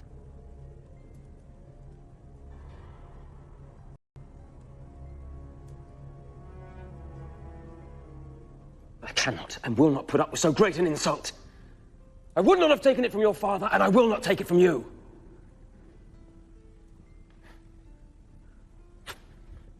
Get back! Get back here! Her conditions are as crooked as her carcass. Essex's words must have stung Elizabeth. She had believed he loved and cared for her. But it was all lies. She had been made to look like an old fool. Essex had shown himself a threat to Elizabeth's authority. But before long, he would do more than threaten her. He would try to seize her power in a bloody coup. We fight to the death! Are you with me? Are you with me? In July 1598, Elizabeth's favourite, Lord Essex, turned on his queen. I cannot and will not put up with so great an insult. I would not have taken it from your father, and I will not take it from you. Essex scuttled off to his estates in Wanstead, and believing he'd done no wrong, he waited for an apology. Continued, but in August 1598, the Queen received two terrible pieces of news. The first was that William Cecil, her trusted advisor and dear friend, had died. The second, a report that the rebellion in Ireland had escalated, and the rebel leader, Hugh O'Neill, Earl of Tyrone, had ambushed a garrison of English troops, killing over 2,000 men.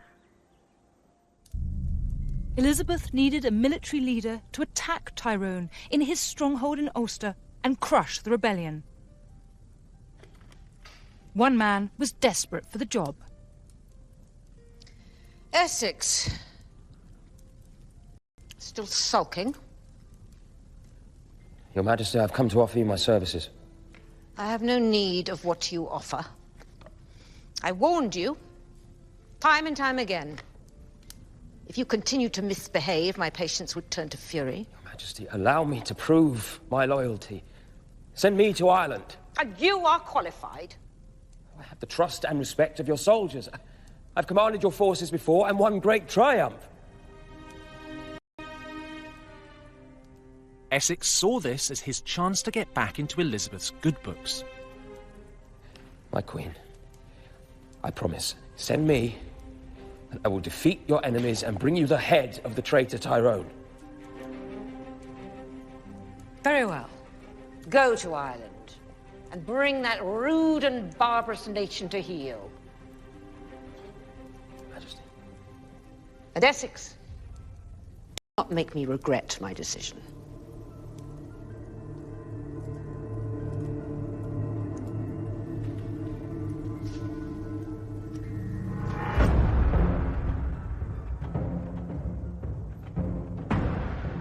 On March the 27th, 1599, Essex left London with 22,000 men. But from the moment he and his troops landed in Dublin, the campaign was a disaster.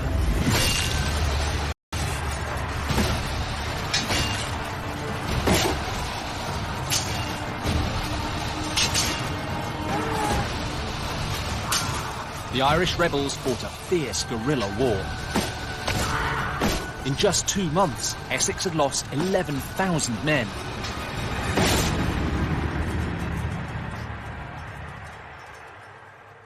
Those who survived were so demoralised they refused to attack Ulster, Tyrone's stronghold. This army is nothing more than a rag bag of raw recruits with no fighting experience. Where they take any advantage they are offered and fight in the woods and bogs, but our horses are useless. If Her Majesty does not grant me the means to do my job, I hope she does not expect a great result.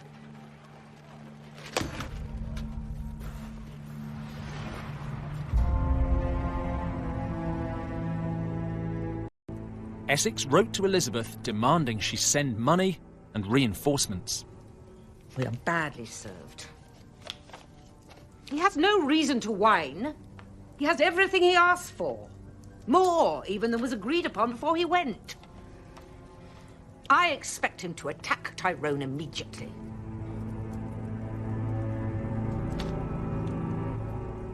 In August, Essex marched on Ulster, which was Tyrone's stronghold. But he didn't attack. Instead, on September the 7th, expressly ignoring Elizabeth's instructions, he secretly met the Irish rebel leader to negotiate a peace deal. It was a seriously bad move.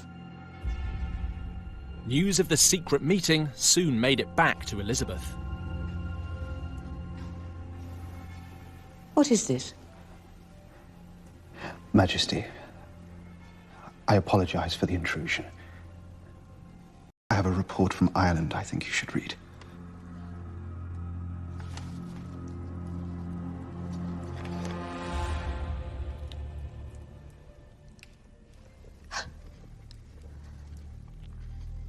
Is this true? Lord Essex and the rebel leader talked alone for half an hour or more. He has agreed a truce.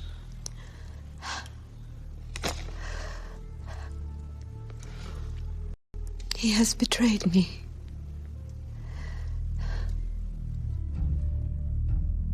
Elizabeth was horrified by Essex's disloyalty.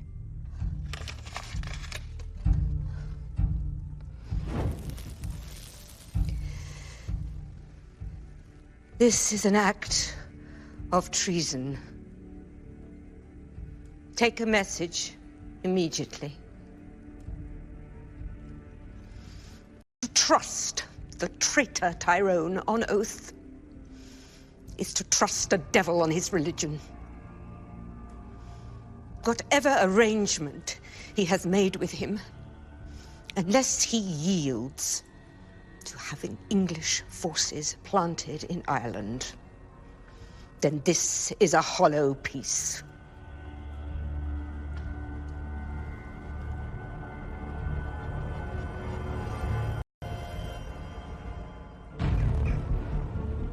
When Essex heard how he deserted his command in Ireland and rode through the night to London, he thought he could sweet-talk Elizabeth and she would forgive him. Your Majesty, please forgive the intrusion. Lord Essex, what is the meaning of this? I needed to see you. I needed to explain my actions. Get up. Get up, man. I'm in no state to receive you. What do you think you're doing? Essex's sudden intrusion must have been utterly humiliating for Elizabeth. Throughout her reign, she had wanted to appear as if time had left her unscathed. And here she was, caught without her wig and without her makeup. Her smallpox scars, her age spots, and her wrinkles were all clearly on show. We'll talk later. Let me dress. Majesty. Go.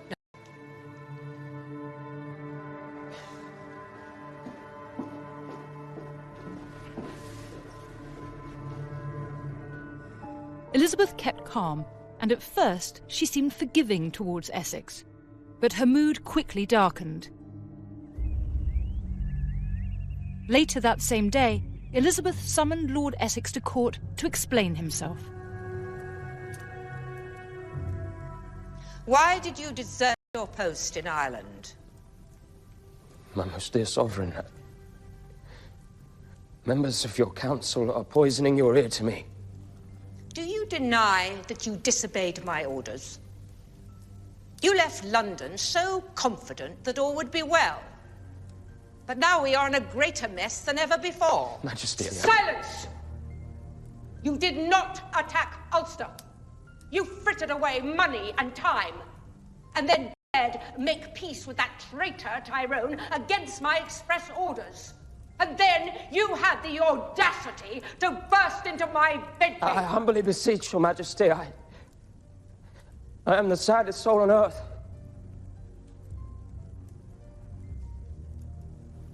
Begone.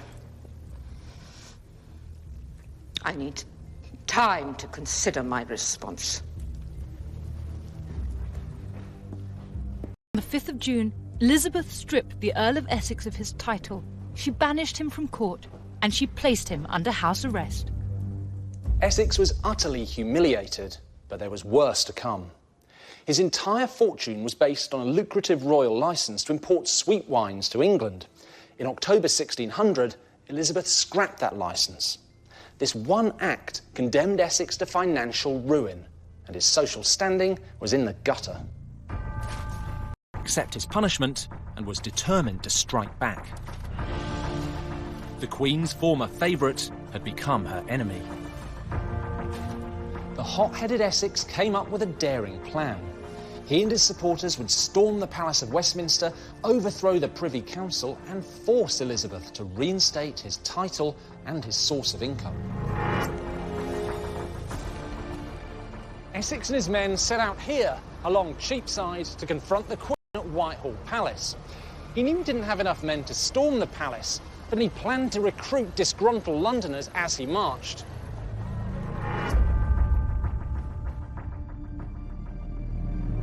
This was the first time in her 42 years as Queen that Elizabeth had been in personal danger in her own capital city. Madam, we have no time. We need to get you to safety. He plans to attack the palace. We must act quickly before we are overrun. How dare he! I will not run. Barricade Charing Cross. This treacherous rebel will not pass, and I will not sleep until he is taken. Cecil, I want Essex proclaimed a traitor in every street of the city. And anyone who joins him in his uprising will also join him at the gallows.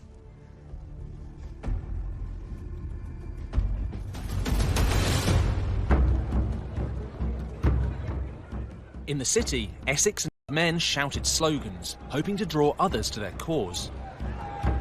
but Londoners refused to join the rebellion. Imagine how Essex must have felt. He was so confident the people of England were behind him, he was prepared to ride through the streets of London, calling on them to rise up against their queen. He was completely deluded. Elizabeth was the hero, not him. She'd defeated the great Spanish enemy, and God was on her side. Essex had got this badly wrong. Terrified, he ran for his life.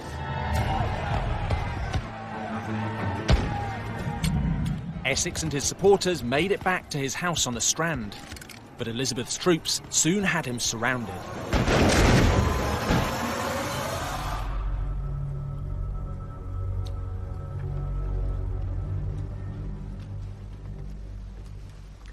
Your Majesty, we have Essex and his rebels cornered. He will escape. Contemptuous fool. He refuses to surrender. What would you have us do? I'm tired. This must stop now. Take 2 cannon from the tower and reduce his house to rubble. Yes, Your Grace. Tell me when it's done.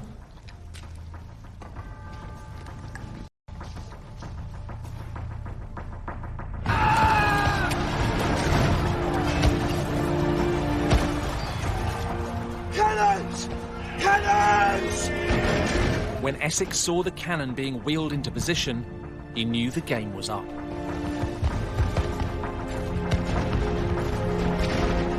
He had no choice but to surrender.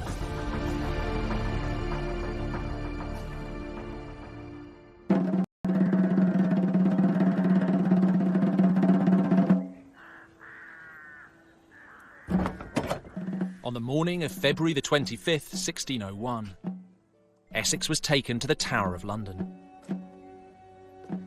He'd been tried, found guilty of high treason, and sentenced to death.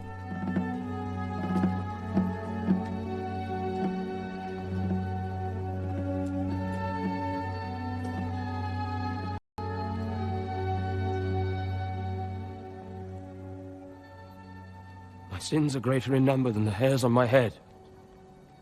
I have bestowed my youth in pride, vanity, lust, and other sins. I crave pardon from the Almighty, especially for my last sin, whereby out of love for me so many ventured to offend their sovereign.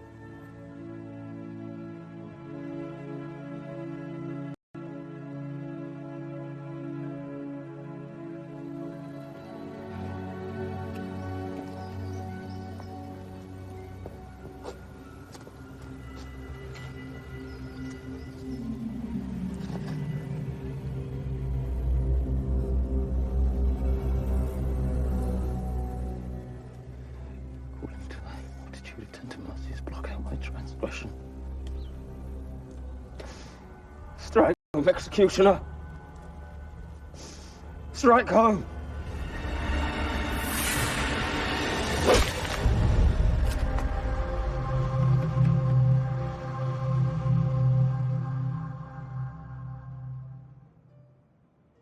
Strangely, of all the enemies that came after Elizabeth in her long reign, the battles she fought to survive, no one got closer to her than the arrogant, reckless Essex.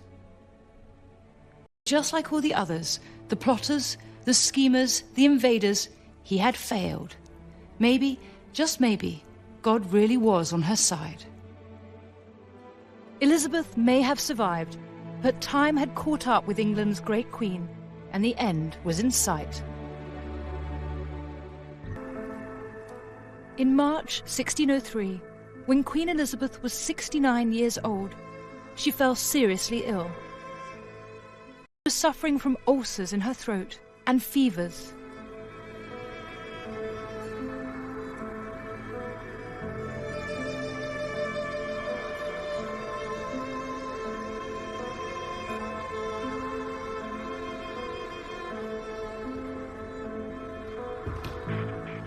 For 11 days, she sat on her bedroom floor, refusing to get into bed. Your Majesty.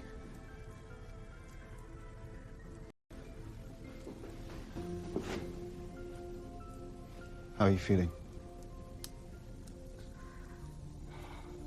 I know nothing in the world worthy to trouble me. Your Majesty, the doctors all say the same. You need to eat. I know my health better than they. I am not in as much danger as they think. Elizabeth thought that if she got into bed, she would never get up again. Her fighting spirit was still very much alive. Then rest at least, please, Your Majesty. Let me help you to your bed. I will not. Your Majesty, I must insist. Little man must is not a word to use to princes. Your father, had he still been alive, would not have used such a word.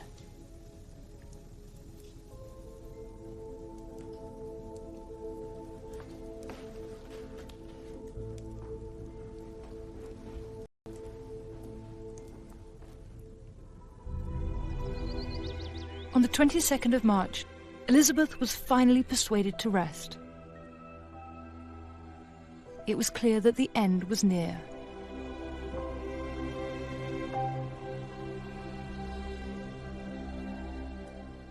On her deathbed, Elizabeth was asked to name her heir. The naming of a successor is like the tolling of my own death bell. I will have no rascal succeed me. Who should succeed me but... According to Robert Cecil, Elizabeth chose King James VI of Scotland, the son of her great rival, Mary Queen of Scots.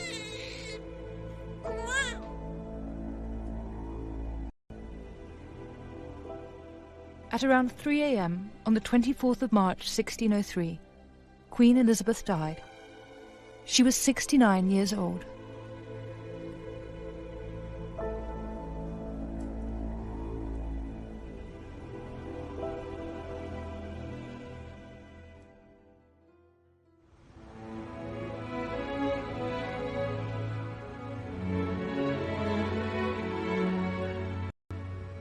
A month later, on April the 28th, thousands of people turned out to see the funeral procession of the late Queen Elizabeth.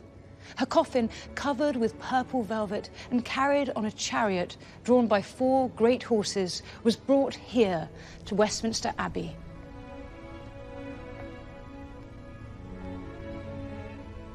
The streets were lined with mourners, all eager to pay their respect to the woman who, once young and vulnerable, had, over the more than 44 years of her reign, become England's greatest queen.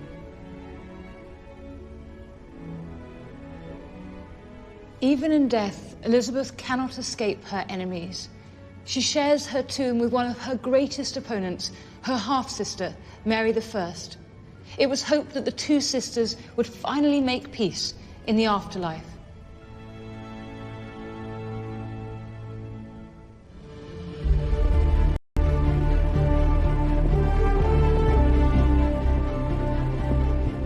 Elizabeth was a truly magnificent queen, and her greatest skill was survival. Family members, lovers, popes and kings all tried to crush her. All of them failed. She will pay for this. I myself will be your general, your judge. Just like Elizabeth, England had survived. Coups, plots and armadas had come and gone. None of them had managed to break her people. That's why we look back to her reign as a golden age, the birth of a truly great nation.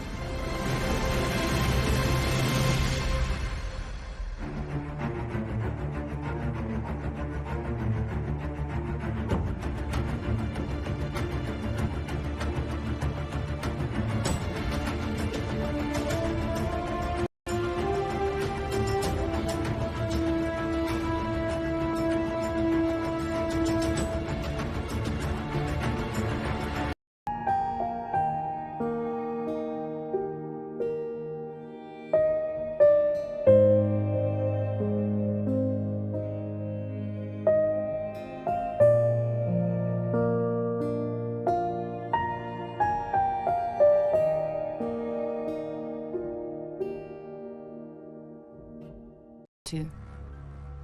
I fall at your knees and confess you have bewitched me.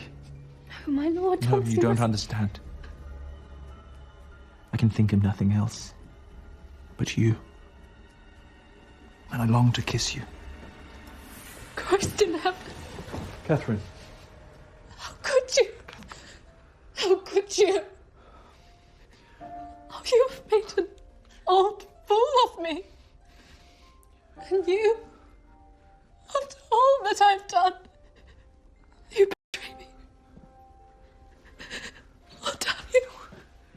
Damn both of you. Catherine, no. Come back, please. Please, I can explain, Catherine.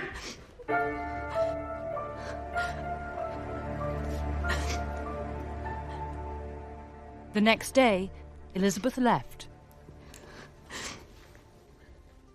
Elizabeth must have felt she was being sent away as punishment, but I think it was the only thing that Catherine Parr could do to keep her safe. She now knew what Seymour was up to, and she also knew that she would soon go into confinement to have her baby, and that meant that Seymour would have unfettered access to the young princess. Elizabeth was devastated. She would never see Catherine again. On the 5th of September 1548, less than a week after giving birth to a baby girl, Catherine Parr died from an infection she caught during labour. Thomas was shocked by his wife's sudden death, but he didn't mourn for long. In fact, her death probably helped him out, because he was once again one of the most eligible bachelors in England, and a step closer to the woman who might one day give him the throne, Elizabeth. Within weeks of Catherine's death, Seymour was scheming again. He had his eye on a new wife, Princess Elizabeth. But marrying an heir to the throne was never going to be easy. Henry VIII's will effectively banned Elizabeth and any potential suitor from discussing marriage without asking the Privy Council first, and with good reason. Elizabeth might have been slightly damaged goods, what with her bastardy and her mother having been executed as an adulteress, but she was still the old king's daughter and the new king's sister. Marrying her meant a quick route to serious power. Seymour knew the Privy Council had banned him from discussing marriage with Elizabeth, but he was desperate to find a way to get to the princess. So he hatched a plan.